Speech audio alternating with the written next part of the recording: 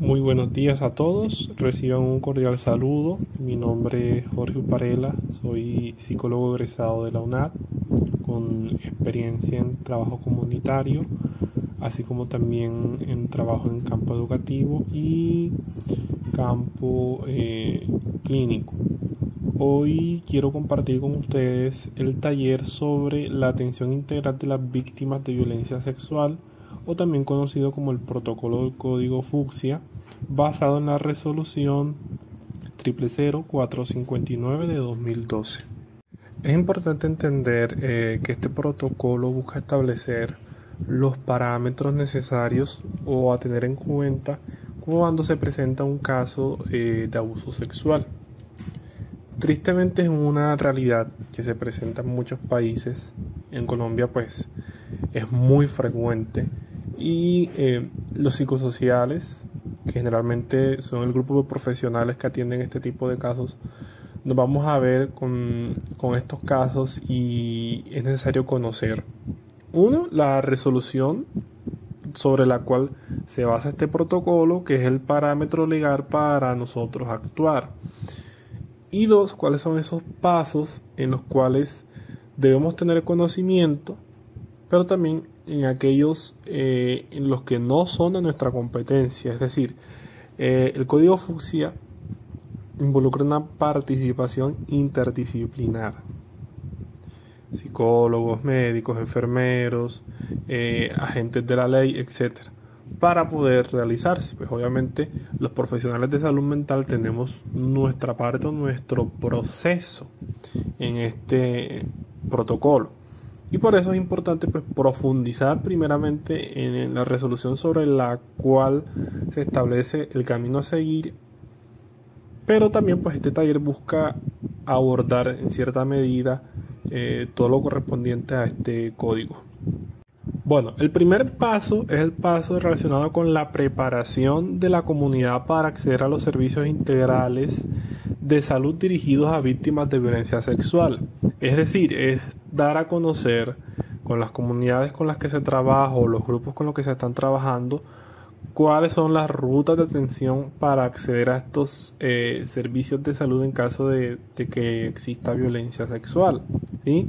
Se especifica que estos casos siempre son de un carácter de urgencia médica, ¿sí? O sea, no es algo como que sucede el caso y tengo que esperar 72 horas, no, es un caso que se tiene que atender de forma inmediata o en la mayor brevedad posible. Recordar que la gratuidad que tiene la atención integral en salud se establece en cualquier, establecimiento. Es decir, una persona que ha sido víctima de violencia sexual tiene total gratuidad a lo largo de todo el país, como lo establece la resolución, para acceder a estos servicios. 2. Que se maneja la confidencialidad en torno al acto médico, es decir, cuando el profesional médico o el profesional de salud mental atiende al paciente, se maneja total confidencialidad respecto a lo que se está manejando. Y también recordar la importancia de mantener o promover el derecho a la dignidad, discreción, respeto, ¿sí? Por la privacidad en el marco de la protección de su seguridad como persona. Aquellas personas que accedan a esta ruta deben contar con profesionales aptos para tratarlas de forma adecuada, evitar comentarios, evitar sesgos, porque obviamente estamos promoviendo un derecho a la dignidad y obviamente a la protección. Ahora, dentro de las poblaciones es importante tener en cuenta que hay un grupo que requiere una atención prioritaria, ¿sí?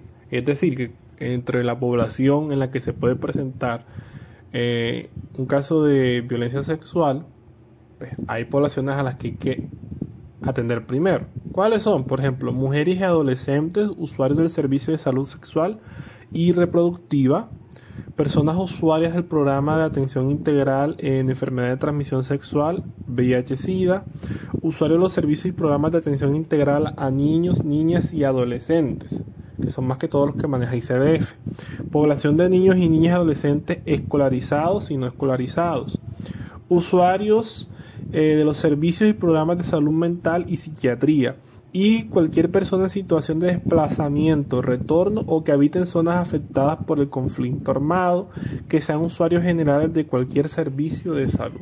Es decir, a este grupo poblacional es al que se le debe atender con mayor prioridad cuando se presente uno de estos casos de violencia sexual. También entra en este grupo lo que son mujeres y otras personas con discapacidad, mujeres y otras personas privadas de la libertad en centros carcelarios, mujeres, niños y niñas adolescentes en situación de desastre natural, personas con orientaciones sexuales o identidades de género diversas y personas pertenecientes a pueblos indígenas y afrocolombianos, así como también la población migrante y refugiados. Ya por parte de las entidades de salud, CAPS, IPS, etcétera, es importante verificar que se cuenten con las condiciones mínimas y que sean necesarias para brindar una atención integral a personas de víctimas de violencia sexual del sector salud.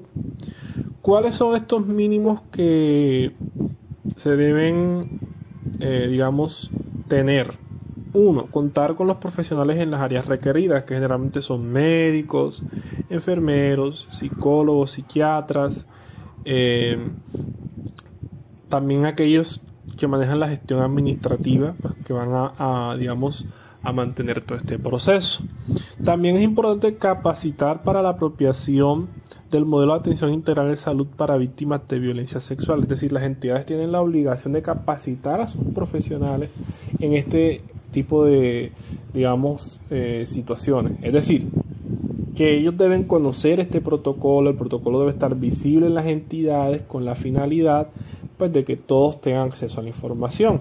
Mira que aquí lo dice en el siguiente punto: desarrollar flujogramas de atención en salud y procesos administrativos, como también garantizar insumos y dotación para la atención. ¿Por qué? Porque uno de los pasos que vamos a ver más adelante implica verificar que la persona que haya sido víctima de violencia sexual no desarrolle una enfermedad de transmisión sexual, porque no conocemos la salud sexual del abusador, del violador o violadora, en caso de que sea una mujer. Por tal razón es importante priorizar la salud y el bienestar de la persona que ha sido víctima. Entonces también es importante activar el proceso de trabajo en red intersectorial e interinstitucional. Es decir, si el caso se presenta con un menor de edad, ¿cierto? En alguna de las entidades que maneja ICBF, pues obviamente también entra comisaría de familia, policía de infancia y adolescencia. Es decir, las instituciones deben trabajar de forma coordinada, de forma unida, ¿sí? Deben haber las respectivas articulaciones para que el proceso sea adecuado, porque de nada sirve que a la persona se la atienda solamente en salud, pero no se realiza el respectivo proceso legal para judicializar a la persona que haya cometido el abuso. El paso 3 hace relación a la recepción inmediata de la víctima de violencia sexual en el servicio de urgencias médicas, ¿sí? Es decir, la inmediatez. Como lo mencionaba al principio, este tipo de pacientes no deben esperar, es decir, no lo vamos a poner en una sala de espera, no. El triage indica que se le debe atender con prioridad y algo que establece la misma resolución. La atención en el servicio de urgencias para poder garantizar la gratuidad, celeridad, oportunidad, integralidad y calidad de los servicios y procedimientos que requieran para atender su condición clínica. Es decir, que la entidad debe contar, en el caso del sector salud, con un personal médico para realizar la revisión física, un profesional en enfermería para coordinar las intervenciones sobre los casos o sospechas de violencia sexual, un trabajador social y o personal de SIAO para tomar los datos y seguimientos, y el personal administrativo será conocedor de todos los procesos que se lleven a cabo. Obviamente pues también sería lo preferible, aunque en la realidad tristemente no pasa, un profesional en salud mental para abordar el respectivo seguimiento psicológico, ¿sí? Entonces, cuando se realiza La verificación clínica, que es el paso 4, se establece según la misma resolución 459-2012 un protocolo de urgencias. Ahora, es importante aclarar que toda situación de violencia sexual es considerada una urgencia. Y esto lo voy a repetir a lo largo del taller porque es importante tenerlo en cuenta. Entonces, en triage 1 entra un paciente que acude al servicio de urgencia con comportamiento depresivo, ideaciones suicidas, sangrado vaginal o uretral severo, ¿sí? Que presenta, digamos, toda la sintomatología de una violencia física sexual, ¿sí? En triage 2 entra aquellos pacientes que especifican que el suceso ha ocurrido después de 72 horas. Y en triage 1 entra también cuando el paciente manifiesta que el evento ha ocurrido en las primeras 72 horas. ¿Sí? ¿Por qué? Es importante entenderlo, más que todo desde el ámbito biológico. Buscamos que se prevenga, ¿cierto?, el desarrollo de una enfermedad de transmisión sexual.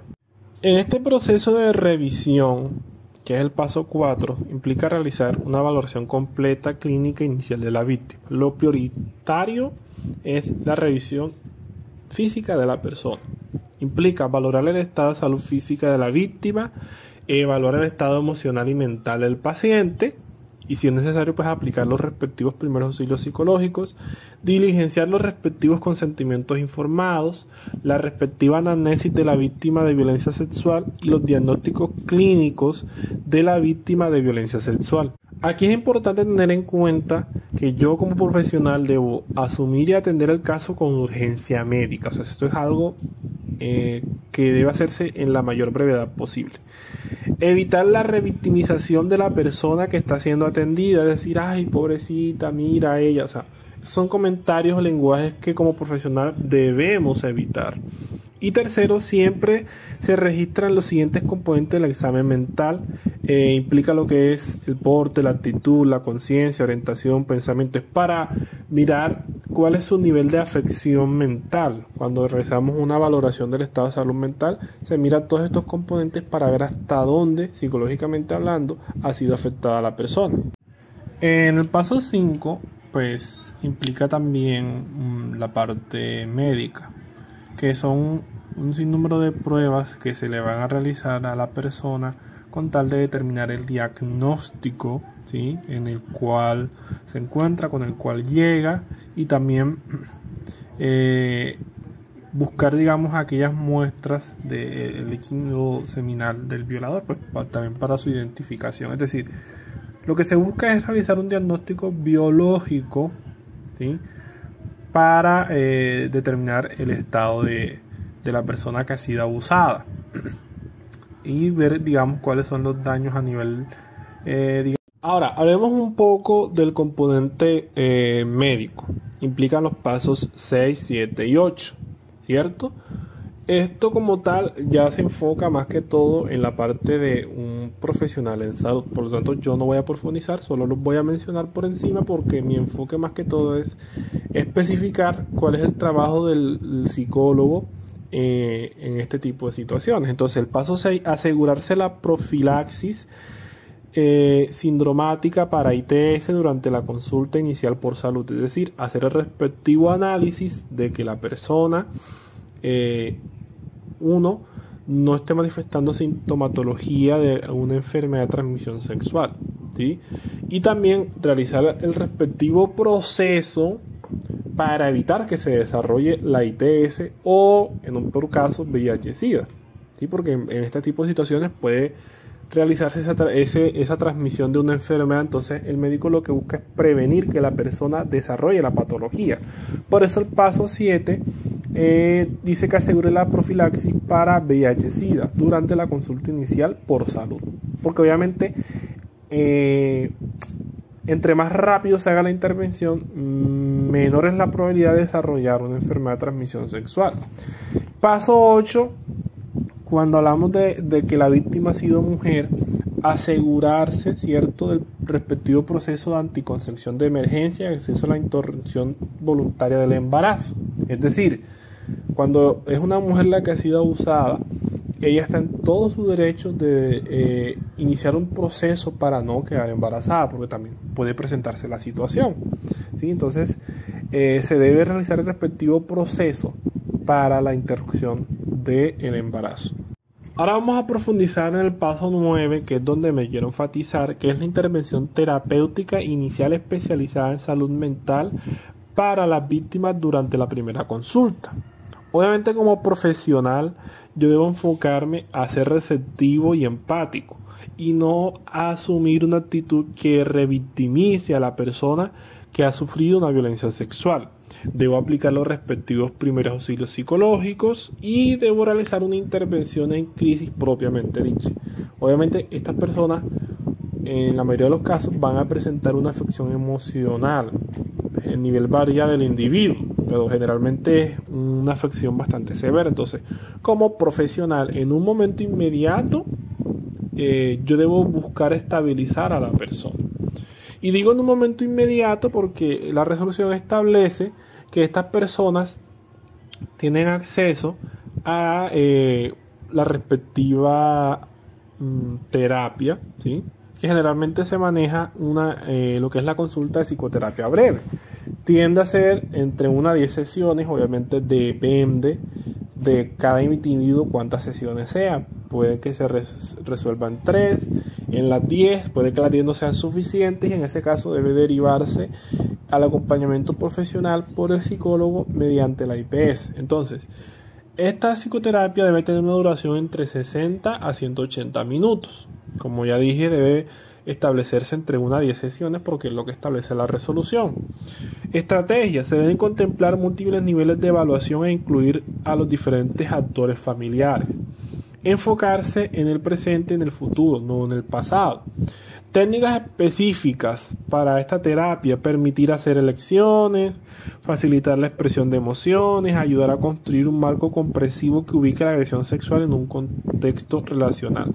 Formato: psicoterapia breve en solución de problemas de tipo individual o enfocado en la víctima, ¿sí? Es decir, esto que les estoy diciendo es algo muy resumido. La resolución especifica con mayor profundidad lo que hace el profesional, pero a grosso modo es, digamos, el trabajo del psicosocial o del psicólogo en este respectivo proceso.